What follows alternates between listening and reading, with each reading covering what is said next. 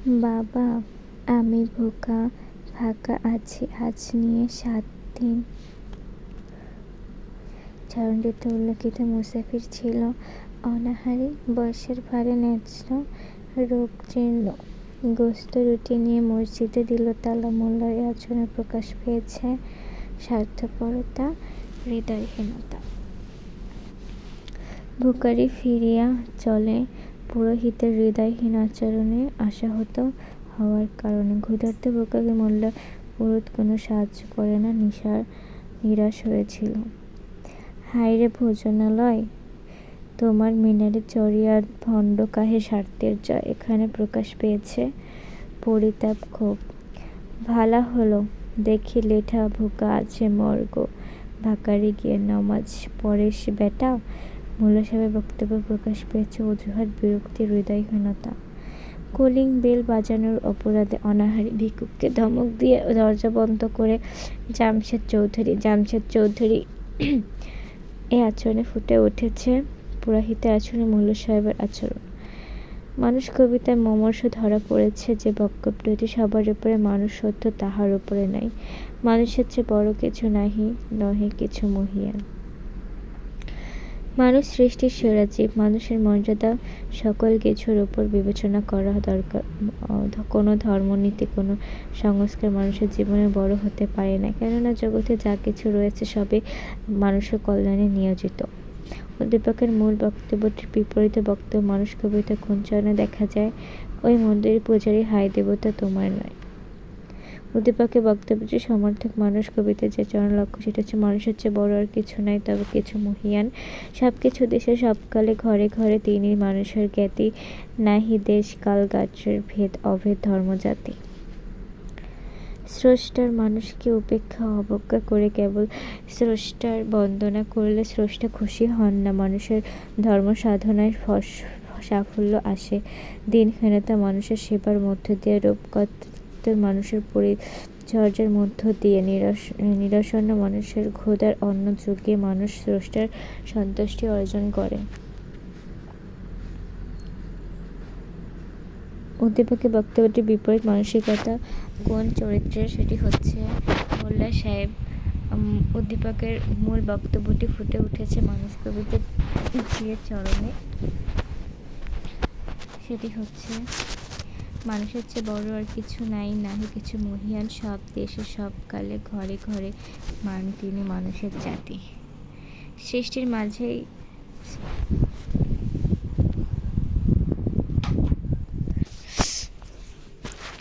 মাঝে স্রষ্টার অবস্থান, কাজে মানুষের সেবা স্থানে স্রষ্টার সন্তুষ্টি লাভ করা যায়।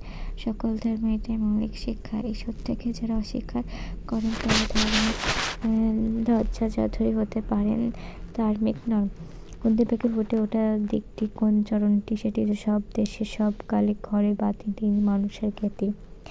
উদ্দীপকে ধর্মের ধব্বধারী চরিত্র মানুষ কবিতা কার প্রতি হিসেবে ফুটে উঠেছে? মোল্লা সাহেব। মোল্লা সাহেব কবিতার একটি স্বার্থপর চরিত্র। সে সৃষ্টির সেবায় মনোনিবেশ না করে আত্মস্বার্থ চরিত্রটি করেছে। ক্ষুধার্ত শিশু চায় শুধু ভাত, একটু নুন। সারাদিন পেটে পড়েনি কিছু, খালি পেটে তার জ্বলে আগুন। উদ্দীপকের মানুষ কবিতা কোন দিকটি প্রকাশ পেয়েছে? নিরন্ন মানুষের যন্ত্রণা প্রকাশিত দিকটি উদ্দেশিত হয়েছে যে চরণে, সেটি হচ্ছে দূর খোলো বাবা, খায়নি তো ৭ দিন। তিমির রাত্রি পথ জুড়ে তার ক্ষুধার মানিক জ্বলে। জাতিতে জাতিতে ধর্ম নিশিদিন হিংসা বিচ্ছেদ, মানুষে করেছে ক্ষুদ্র বিষয়েছে বিশ্বের আকাশ। বর্বরসের হিংস্র নীতি ঘৃণা দেয় বিকৃত। উদ্দীপকের মানুষ কবিতা কোন চরিত্র দেয় মানসিকতা ফুটে উঠেছে পুরোহিত ও মোল্লার? উদ্দীপকের যে চরণে উদ্দীপকের বক্তব্যটি প্রকাশ পায় তা হলো সহসা বন্ধ হলো দ্বার, ভালা হলো দেখি লেঠা, তা হলে শালা সোজা পথ দেখ। সাম্য শব্দটির অর্থ কি? সমতা। মানুষ কবিতায় কেমন মানুষকে দেবতা জ্ঞান করা হয়েছে? ক্ষুধার্ত মানুষ কবিতায় দেবতা জ্ঞান করে বলা হয়েছে ক্ষুধার ঠাকুর। বাংলা সংস্কৃতিতে মেহমানকে কি বলা হয়েছে? এটি হচ্ছেন অতিথি নারায়ণ। প্রাপ্ত শব্দের অর্থ কি? আচ্ছা, প্রতীক। ক্ষুধার্ত মানুষের ও জঠর জ্বালা অর্থে কবিতায় কোন শব্দের ব্যবহার করেছে? ক্ষুধার মানিক ফুকারি শব্দটি মানুষ কবিতায় কী অর্থে ব্যবহৃত হয়েছে? সেটি হচ্ছে চিৎকার করে। আজারিক অর্থ কোনটি? ক্ষুধার্ত রূপগণ। তেরিয়া শব্দের অর্থ কি? ক্রুদ্ধভাবে। মৃত গরু ফেলা হয় কোথায়? সেটি হচ্ছে বাঘারে। ভণ্ড শব্দের অর্থ কি? কপট। গজনী সুলতান মাহমুদ মানুষ কবিতায় বলা হয়েছে গজনী মাসুদ। কালা পাহাড় কোন বর্ণের মানুষ ছিলেন? কালা পাহাড় ব্রাহ্মণ। কারো মতে কালা পাহাড়কে কোন সম্প্রদায়ের ছিলেন? ব্রাহ্মণ। কালা পাহাড়ের প্রকৃত নাম ছিল রাজচন্দ্র এবং রাজকৃষ্ণ বা রাজনারায়ণ। কারো মতে তিনি ব্রাহ্মণ ছিলেন যিনি ধর্ম প্রচার গ্রহণ করতেন। মানুষ কবিতায় কালা পাহাড়কে কেন আহ্বান জানানো হয়? ভোজনালয় দ্বারা ভাঙার জন্য। কালা পাহাড় প্রকৃত নাম রাজচন্দ্র রাজকৃষ্ণ রাজনারায়ণ।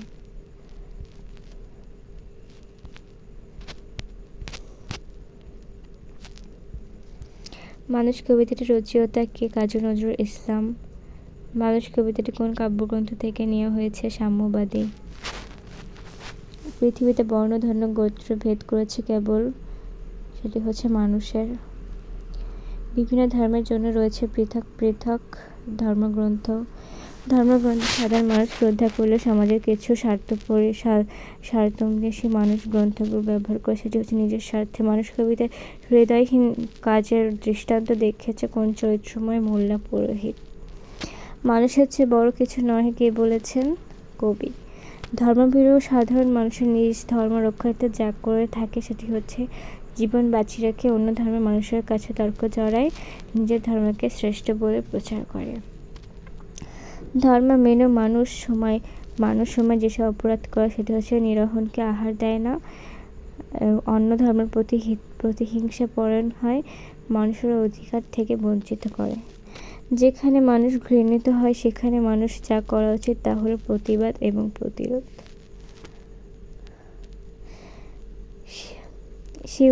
শিউলিমালা নজরুলের কী ধরনের রচনা? গল্প গ্রন্থ। কাজী নজরুল ইসলাম প্রবন্ধ গ্রন্থ কোনটি? সেটি হচ্ছে যুগবাণী। কাজী নজরুল ইসলাম বাংলা কোন মাসে জন্মগ্রহণ করেন? কাজী নজরুল ইসলাম বাংলা জ্যৈষ্ঠ মাসে জন্মগ্রহণ করেন 1906 সালে। কবি কাজী নজরুল ইসলাম প্রবন্ধ গ্রন্থ কোনটি? সেটি হচ্ছে দুর্দিনের যাত্রী। কবি কাজী নজরুল ইসলাম সাম্যর গান গেয়েছেন কারণ মানুষের সবাই সমান বলে।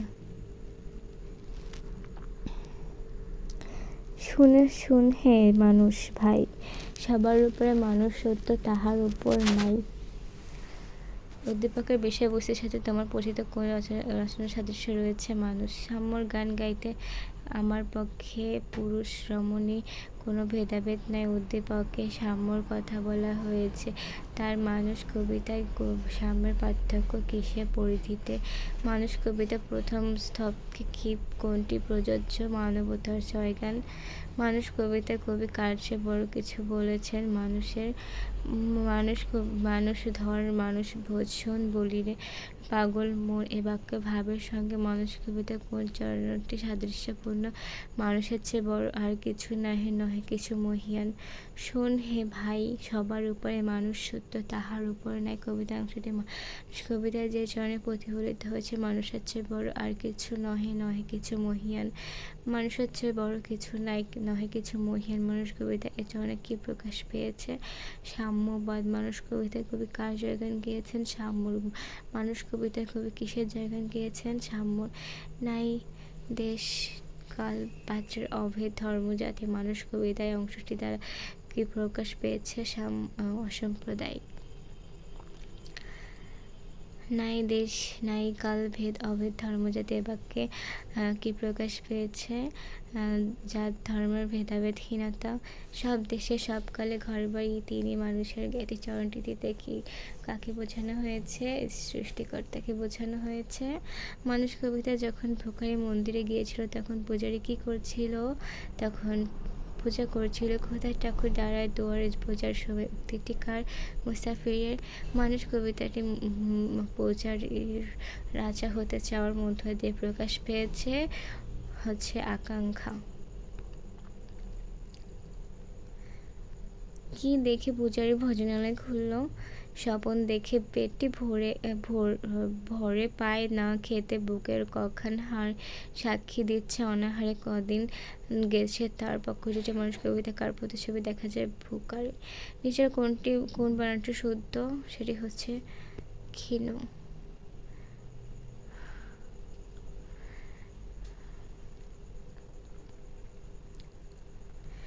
মানুষ কবিতা পথিকের কণ্ঠ ক্ষীণ ছিল কেন? খোদাই। মানুষ কবিতায় মুসাফির কয়দিন? 6 দিন। মানুষ কবিতায় সহসা কি বন্ধ হলো? মন্দির। ওই মন্দির পূজারীর।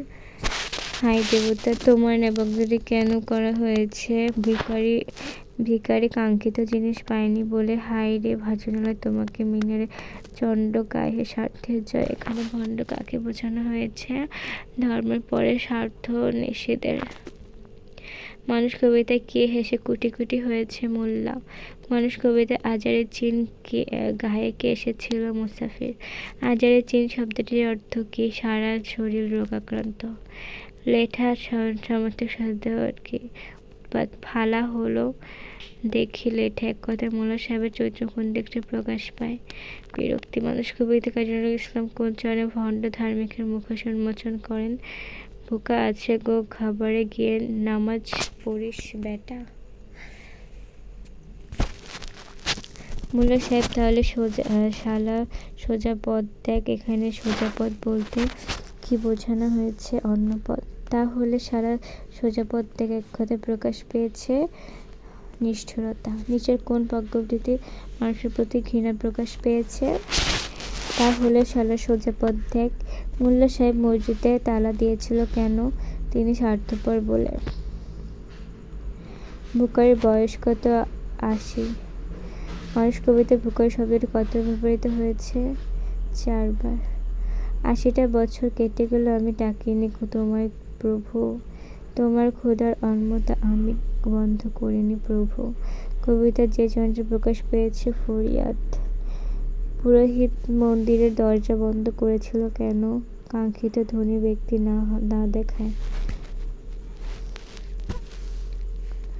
মানুষ কবিতায় চেঙ্গিস খানকে কিসের প্রতীক ভাবা হয়? ধ্বংসের। মানুষ কবিতা কোন চরণে কবির প্রতিবাদ ধ্বনিত হয়েছে? ভেঙে ফেল ভোজনালয়ের যত তালা দেওয়াদার। চালা হাতুড়ি শাবল চালা। মানুষ কবিতা এর জন্য কোন ভাব প্রকাশ পেয়েছে? এটি হচ্ছে প্রতিরোধ। সব দ্বারে খোল রবে চালা হাতুড়ি শাবল চালা। মানুষ কবিতা উক্তিটির মধ্যে প্রকাশ পেয়েছে প্রতিবাদ। তারপরে কবিতায় হযরত উমর রাদিয়াল্লাহু সম্পর্কে বলেন, ফেরদৌস ছাড়ি নেমে এসো তুমি সেই সমসের ধরি, আর একবার লোহিত সাগরে লাল লাল হয়ে মরি। এখানে মানুষ কবিতায় কবির কোন মনোভাব প্রকাশ পেয়েছে? বিদ্রোহ। মিনারে চূড়া কে স্বার্থের জয়গান গায়? সেটি হচ্ছে ভণ্ড। মানুষ কবিতায় খোদার ঠাকুর বলতে কায়িক বোঝানো হয়েছে? ভোকারিকে। কাজের ছেলে আজ ছেলেকে ভেদ না করে খলিল সেও দেবে। খলিল চেতনা কোন চরণে? সেটি হচ্ছে মানুষের চেয়ে বড় আর কিছু নহে। মহিয়ান। আজারি শব্দের অর্থ কি? ব্যথিত। মানুষ কবিতা কেন গজনী মাহমুদকে আহ্বান জানানো হয়েছে? উপাসনালয়ের ভণ্ড দুয়ারি সঙ্গে ধ্বংস করার জন্য গজনীর সুলতান কতবার ভারতবর্ষ আক্রমণ করে? 17 বার। মানুষ কবিতাটি কোন কাব্য থেকে নেওয়া হয়েছে? সাম্যবাদী। 1925 সালে প্রকাশিত হয়। এই বাক্যের মানবতা সাম্য জয়গান পাওয়া গিয়েছে।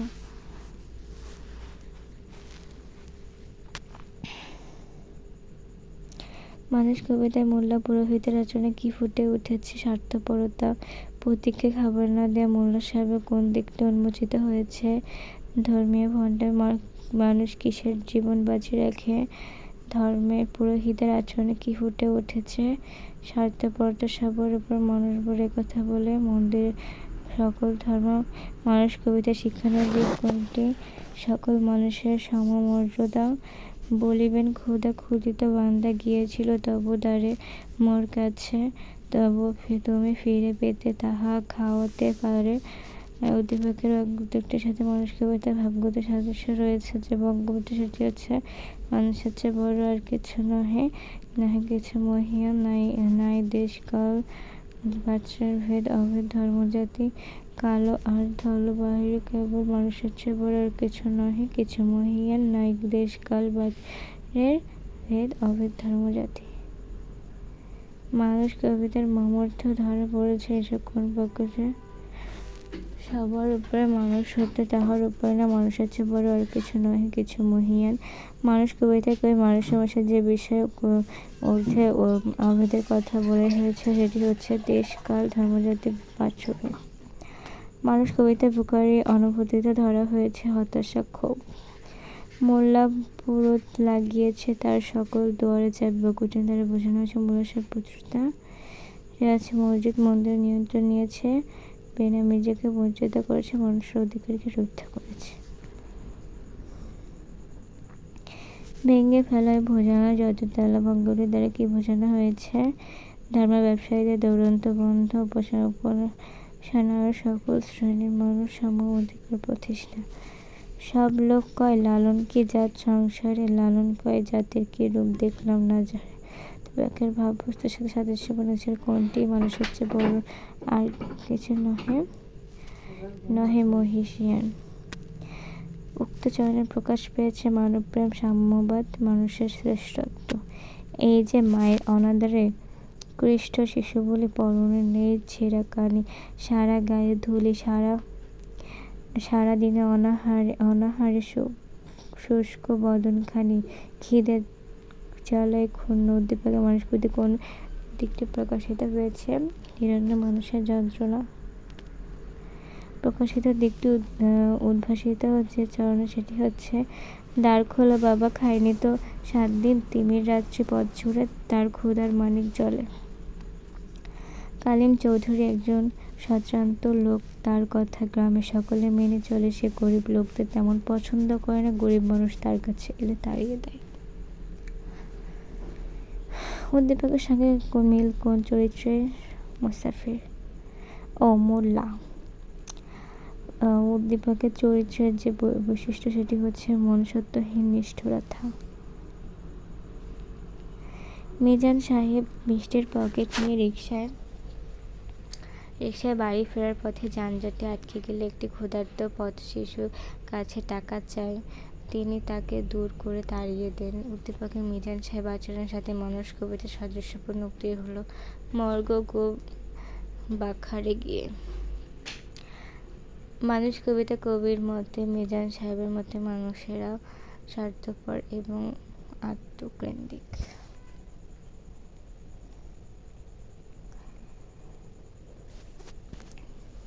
বিশিষ্ট শিল্পপতি মালিক সাহেব কোরবানি ঈদের বিশাল 2টি গরু কিনে কোরবানি দেন, কিন্তু দরিদ্র মাংস চাইতে এলে দারোয়ান তাদের তাড়িয়ে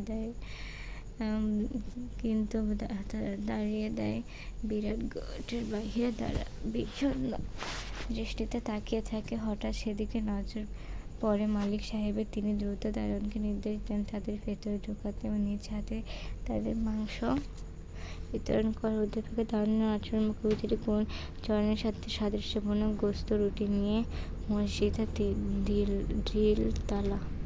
উদ্দীপকের মল্লিক সাহেবের কাছে মানুষ কবিতায় যে প্রত্যাশা ঘটেছে সেটি হচ্ছে সাম্য প্রতিষ্ঠাতে শ্রেণীভেদ বোধ।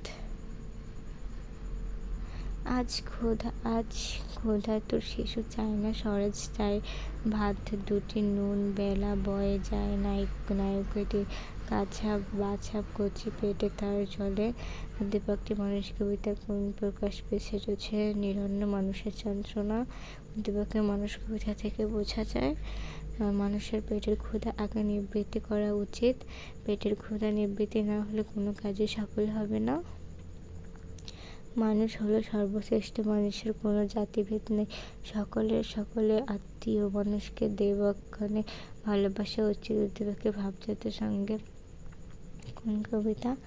এটা সে মানুষ। উক্ত উক্ত কবিতা প্রতিফলিত হয়েছে গরিবের অসত্য মনুষ্যত্বের জয়গান।